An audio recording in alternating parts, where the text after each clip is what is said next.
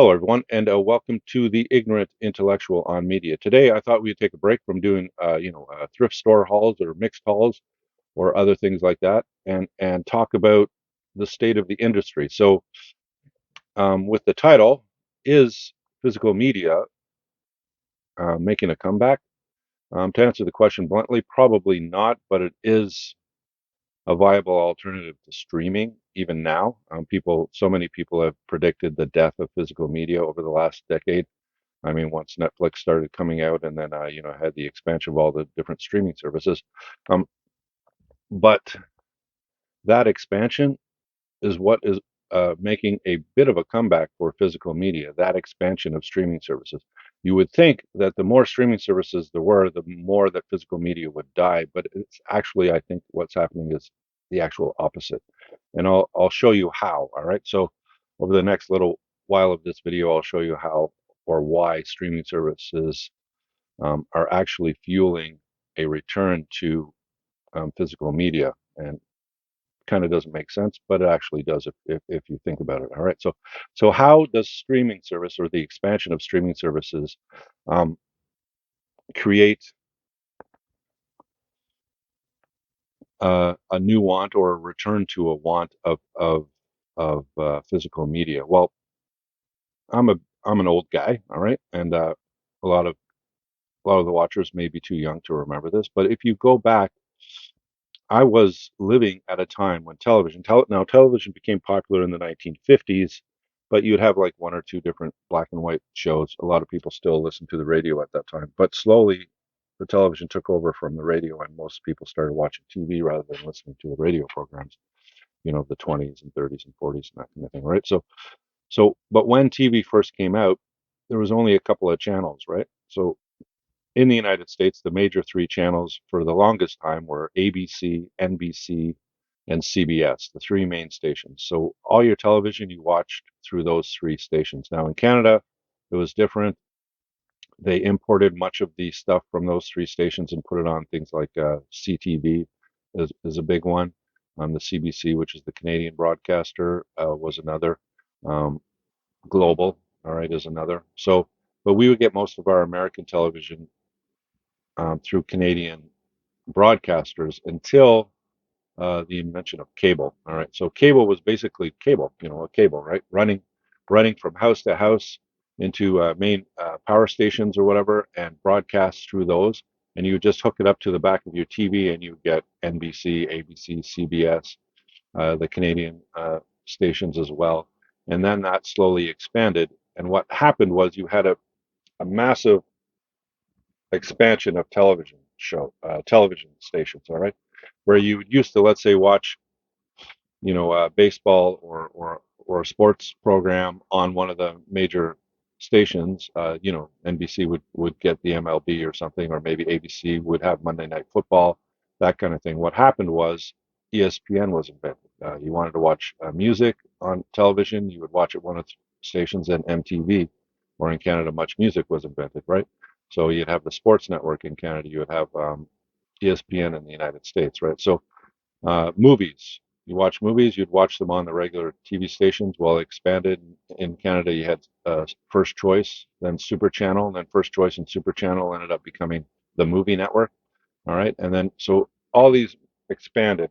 So you'd have a basic, so it went from having a cable plan that you would pay monthly to the cable companies, and then they would expand it and they would have upper level numbers of channels where you could buy packages of 10 of them or whatever, right? And then another 10, and you would pay extra for it, right? So you had an expansion of things that used to be on maybe three or four stations expanded and to have their own individual station. So you'd have a lifestyle station, you would have like a shopping channel, you would have like a sports channel, and all these things that you would get on regular television while they expanded it and made it a TV station of that subject on its own. All right. And what happened was your cable bill went from a small amount each month to a little bit more to a little bit more. You wanted to watch sports, you used to watch it on NBC or ABC or CBS. Now you had to get ESPN, right? And then they had the basketball network, and then they had the NFL network, and then expanded more and more and more. So you'd have more and more coverage of things that you didn't want to watch half the time, right? I mean, TSN was great for showing snooker. If you didn't like snooker, why would you want to have watch it, right? That kind of thing. You wouldn't get snooker on NBC back when they were showing the sports. It was just the major sports. But now they had all this time for this station. They had to fill, the time, 24 hours. They had to fill it. So they started doing bowling. They started doing, snooker, uh, eight ball challenges, and some people golf. Mini golf. There was actually mini golf on TSN in Canada, right? So um, because there was so much airtime, right? But if you wanted to watch any of the sports that you used to watch on the regular stations like NBC or ABC, you would have to get, ESPN to watch a lot of those sports, right? So um, you had to pay extra for it. So with that extra payment, you got to see the sports that you were seeing before for almost for free on these specialty stations, but then you had a whole bunch of other crap that you had no interest in, right? And it expanded. So what happened was now the internet happens and people say, hey, we got to get this internet um, uh, expanding, going faster, having faster download speeds. And once they did that, once they had, the what would you call them? The farms, the hard drive farms. I can't remember what, the server farms. That's what they're called, where they had huge amounts of servers in buildings, and then they could put a whole bunch of programming on them, and then you could stream them directly to your television. Well, cable kind of went out the window after that. I mean, you can still get cable if you want. A lot of people still do, but a lot of people have moved to streaming services, right? Um, so streaming now, all during that time, people would, mostly they would rent movies and television shows, right? They'd go to Blockbuster, they'd go to, Rogers here in Canada, and go rent the movies that they wanted to see and then return them, right? But some people, there was a group of people that wanted to keep those movies. So what they do is they started selling them on retail. Originally, you could not buy any of these movies, right? You couldn't buy them because the major studios were very protective of their intellectual property. So you could rent them from Blockbuster, but you couldn't buy them at at a point in time, anyways. And then what would happen? You had a lot of pirating going on, where people would rent a movie, and then they would burn it onto a DVD or whatever, onto two or three CDs or whatever, and then they could watch it on their computer at home. And the industry started to get the picture, and LimeWire and other services you could download with music and things like that. So they started getting the picture. So they started to put out physical media um, back in the VHS days, where you could buy VHS tapes. All right. So then it moved on to DVD, and you could buy DVD tapes, right? So, but originally you could only rent them, right? Anyway, so then they started selling. That opened up a whole physical media market. But then with the streaming services coming in, especially with Netflix and other ones later, people started to say, hey, why do I need all this space in my house for this physical media when I can just get it um, on the television, and pay a subscription? All right. So that's what happened. People started to get rid of their physical media, stopped collecting physical media, and just started watching the streaming services. But now it seems like every major studio, every television network, they all have streaming services now, and there's so many of them. All right. And what's happened is all your favorite TV shows and all your favorite movies are starting to become fragmented. They're not all on Netflix anymore, or they never were really. But um, Netflix had a very large catalog of popular movies, so a lot of the movies that you did like, you could find on Netflix, right? And then Amazon Prime came out, and you could find a lot of movies on Amazon Prime as well, and other streaming services. Now you got Disney Plus, Paramount Plus, AMC Plus, HBO Max, or it's called Max now. You have Peacock, which is another streaming service like Netflix in the United States. You can't get it in Canada presently. And, in Canada, you have Crave, all right, Crave TV. I'm not sure if you get that in the United States or not. Anyway, so it expanded. So now it's gotten to the point where if you want to watch anything from Disney, you have to get the Disney Channel. They bought out Fox, so a lot of the Fox programming isn't even up.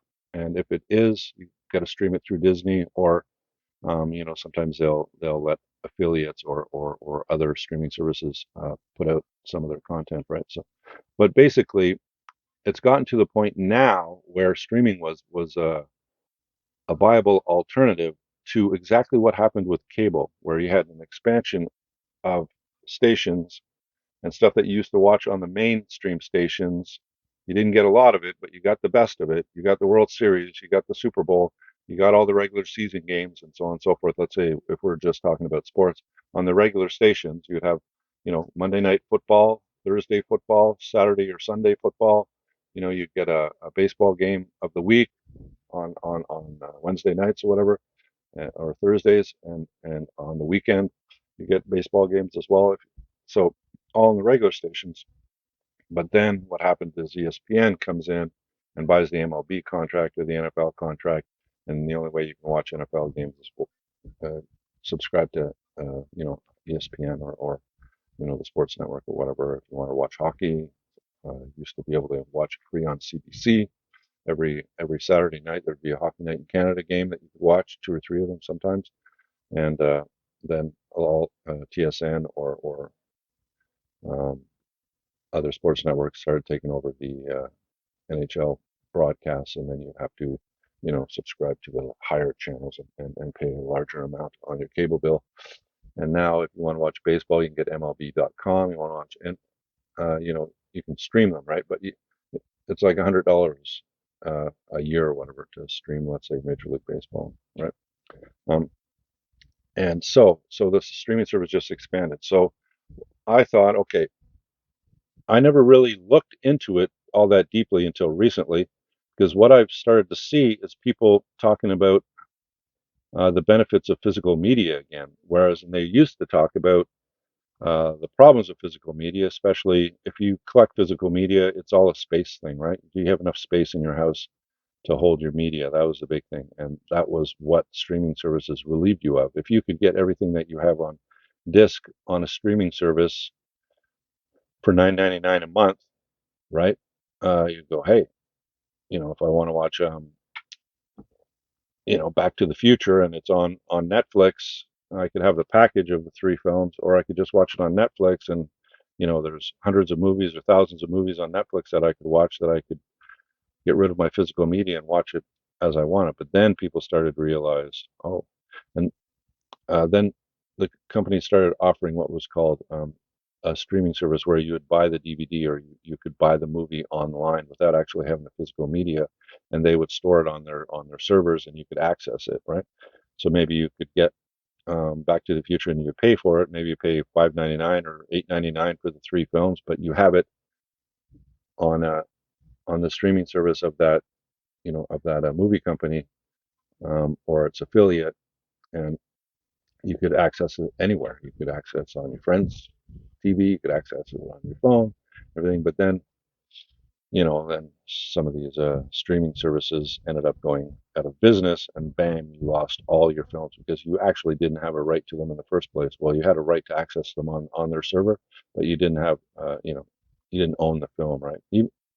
People think that with physical media as well, talking about that they actually own the film, but they don't. They only own the viewing of the film. They don't own the film itself, right? So basically, um, a lot of your DVDs that are, it's not enforced or whatever, but a lot of the DVDs that you have, or Blu-rays or whatever that you have, where that company no longer has the right to that movie, and you still have the package of that movie. You're actually, it's a pirated thing almost, right? So, but nobody really enforces it.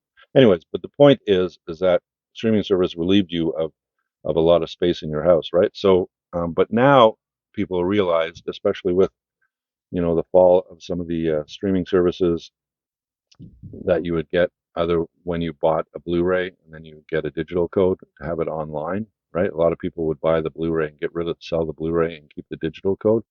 Well, some of those digital codes that service ended up disappearing, and all your digital codes and all the movies that you had online disappeared with it, because you didn't own the right to it, right?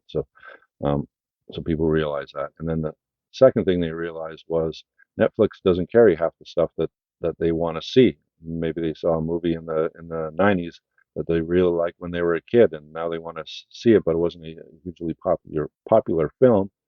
Um, but they want to watch it, and they can't watch it because it's just not on any streaming service. So, and then what happened is you would only have to go to Netflix to watch everything. Then it expanded. All the major TV stations programming stations.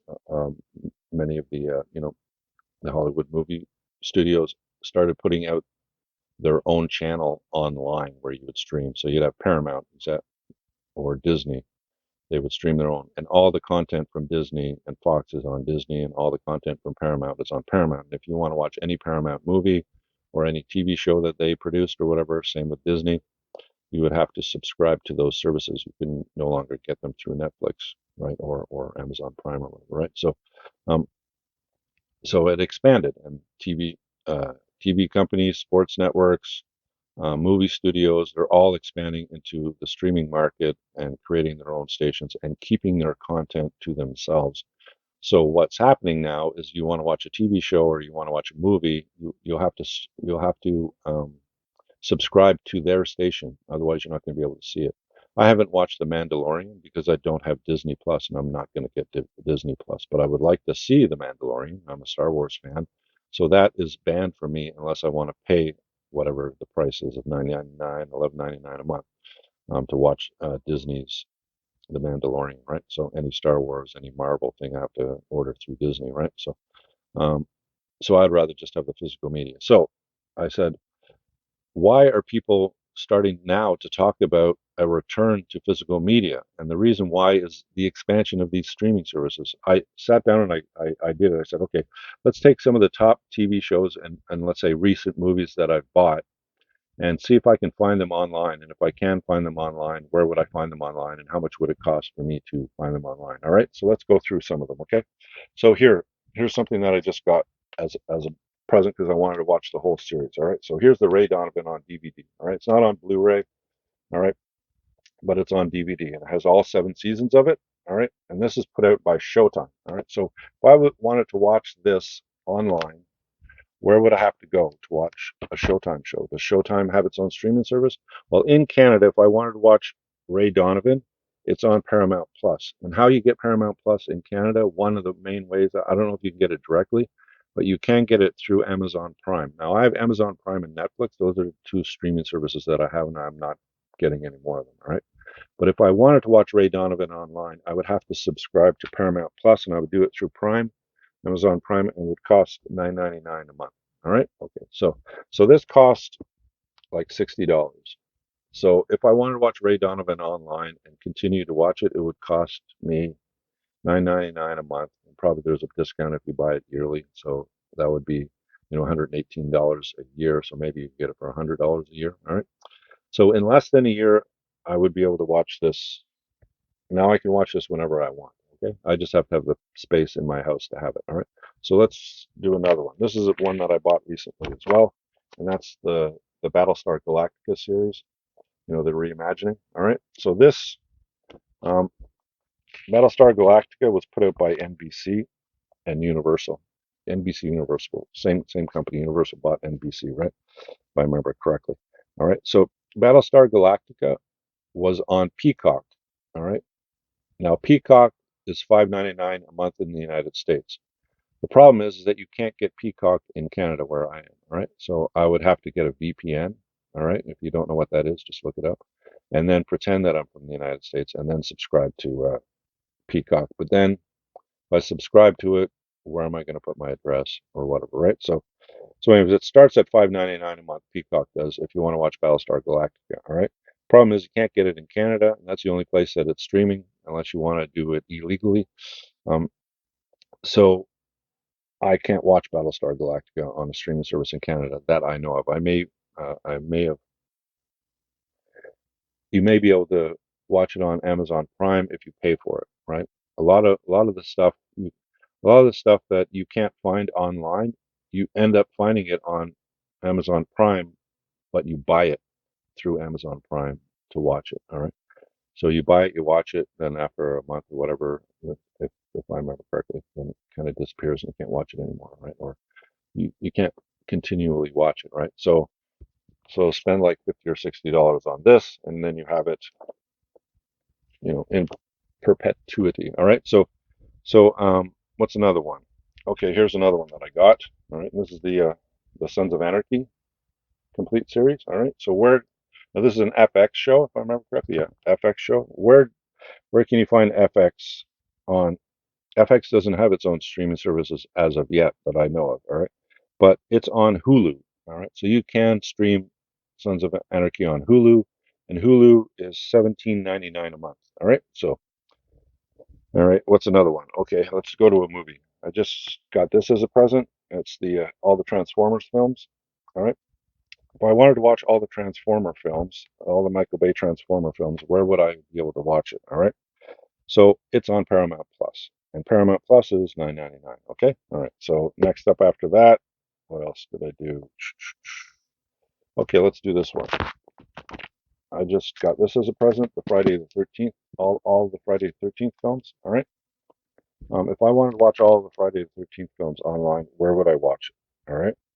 So all the Friday the 13th, you can't. There's nowhere online that you can watch all the films in one place. But HBO Max, or Max as they call it now, has many of them. All right, so it has most of them, except it doesn't have Jason X and I think two others. But you can watch them. Don't quote me on that, but I know Jason X is not on uh, Max, but it is on AMC Plus. But if you're in Canada, AMC Plus, I don't think you can get AMC Plus in Canada. But if you can, you'd have to do it through Prime. Amazon Prime has AMC Plus on it, so you can subscribe through Prime, just like with Paramount Plus. AMC Plus, you can subscribe through Prime, and it's $8.99 a month for that. All right. So if I wanted to watch these films, I'd get HBO Max, which is $15.99 a month. All right. If you can get HBO Max in Canada, I'm not sure if you can or not. You might have to go through Crave. Crave is another company. All right? So Crave in Canada is $9.99 a month, and they host a lot of the HBO stuff, right?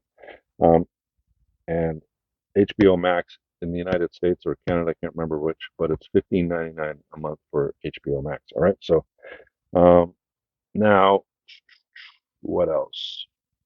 All right. So other ones I have upstairs in my room in my closet. I didn't want to dig them out. When I watch them, I'll go dig them out, right? So some of the other favorite TV shows that I really like are Justified, which is an FX um, TV show, and it's on Hulu, and that's 17.99 a month. The Wire and The Sopranos, both HBO TV shows, and you get those through Crave, and Crave is 9.99 a month. All right. Cheers and Frasier, which I did I mention it?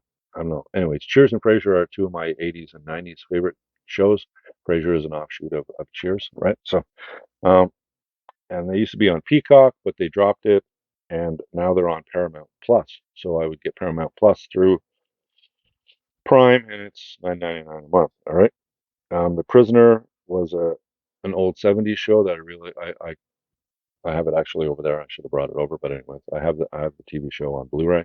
But if I wanted to watch it online, where would I watch it? Um, the only place that I found it was on Plex. Plex, which is a streaming service. It's free.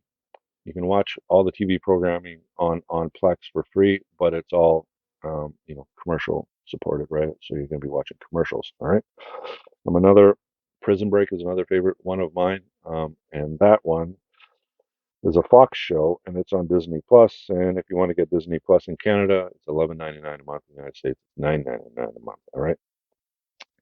Lost is another one that's on Hulu.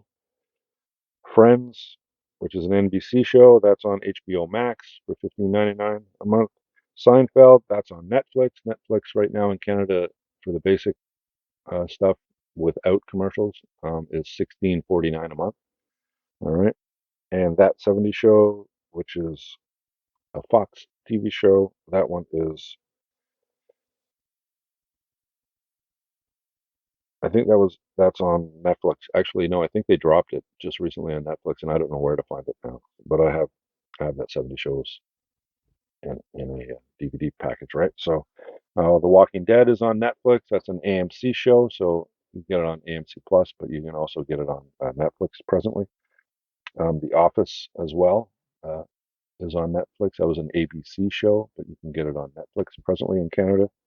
And it's Friday the 13th films, like I said, you get them on HBO Max or on AMC Plus.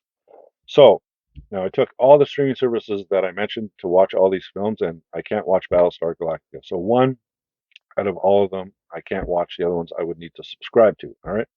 So if I if I subscribe to all of these um, stations, all right. So we got Paramount Plus at 9.99, Hulu 17.99, Crave 9.99, Disney Plus 11.99, Netflix 16.49, Amazon Prime 9.99, Max is 15.99, and AMC Plus is 8.99.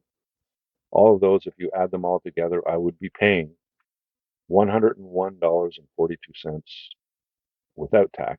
You'd have to add tax to that, all right, per month, just to watch the movies movies and TV shows that I have on DVD or Blu-ray presently. All right. Now, two things about that. That is just like cable. Cable used to be maybe $20, $25 back in the day, $20, and that was a good amount of money. But then they expanded and went to the higher stations. You get all the movie networks, all the sports stations, all the other specialty program stations, um, and your cable bill ballooned to over $100 a month. All right, and people started looking at that and saying no.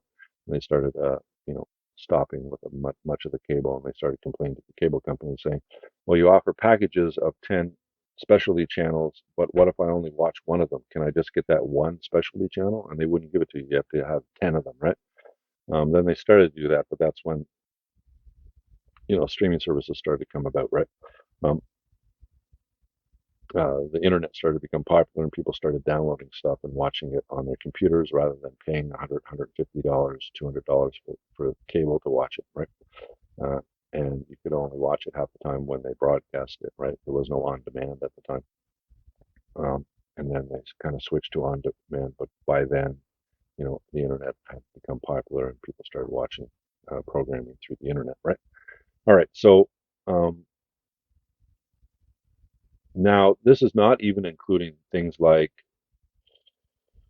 YouTube, where you get all that advertising on YouTube. If you want to watch, well, you can subscribe to YouTube and pay a monthly subscription fee. If you want to do that, get rid of the commercials, you can, and other things that you would watch online, right? So, um, but right now, and that's not all the streaming services. Those are just the streaming services of the movies and TV shows that I have on DVD that are in front of me. Some of my favorites. There's a bunch of other ones that I would watch as well, right? Like Archie Bunker. I watched that. That was a fun show. NYPD Blue was another one I really liked. I'd like to watch that again. Rizzoli and Isles is another one. Just things popping into my head. All these different TV shows. The Good Wife was another one. ER, right? Where do I get all these movies and TV shows that I want to watch online while I'm paying a subscription? And as things are expanding and companies are keeping, their their properties, all right, to their own streaming services, the more you're going to pay each month, right? Wouldn't it be nice if all of it was on one Netflix, all right? You could access it on Netflix for $15 a month, um, because each time they create a new streaming service, um, they take stuff away that used to be on Netflix and put it on their own streaming service. Then you have to buy their streaming service. And it went from maybe spending $15 a month to watch what you want online streaming to over 100 right now for me if I was to do it, right? And there's no way I'm paying $100 a month to watch, let's say, a TV show once every 2 or 3 years. I return to it. Like last time I watched Friends was maybe 3 years ago. Maybe in a couple of years I'll want to watch it again, and then I'll pull it out of the closet and watch it again. I don't have to pay $11.99 a month uh, for 3 years from now, so I can watch it. And a lot of the times, what happens is the streaming service will drop something in order to put something else that's newer on it, and then you don't have access to it at all. And then you want to watch it, you end up going and ordering it on a DVD or Blu-ray package, right? Um, so this is the reason why um, the death of physical media is a stupid thing to argue, and there's a bit of a resurgence of physical media. Um, Especially, I think you will see a resurgence as more and more streaming services come out and protect their own properties and not have them put on Netflix or other, like Peacock or other. Well, Peacock might be an NBC, right? They have the Peacock. I don't know if it's or not. I'd have to look that up. But on Prime or on Netflix or other streaming services that aren't the actual content creators of a lot of the programming that they have on it, right? So as more and more uh, companies create their own streaming services and your price to get them goes up higher and higher, there's going to be a backlash. And as the kids nowadays start growing up and realizing how much it costs to watch, they may get Disney Plus because they really like Star Wars stuff, and there's like maybe two programs a year uh, about Star Wars, let's say on Disney Plus, and they can't justify the amount of money that they're spending on it when they just go buy the physical media of it and watch it whenever they want. You'll see a backlash from it as they get older, and all the kids in their teens, 20s, and maybe even early 30s.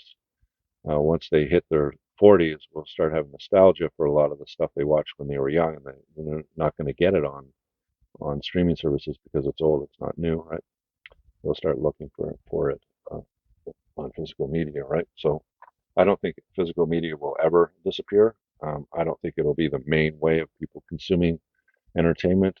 I don't think it will have that much of a comeback, but it has come back recently as people realize the amount of money that they're spending on a streaming service. Let's say there's some other things that I want to watch that aren't on these streaming services that I mentioned, so I go get those ones as well. Let's say my bill per month is $150.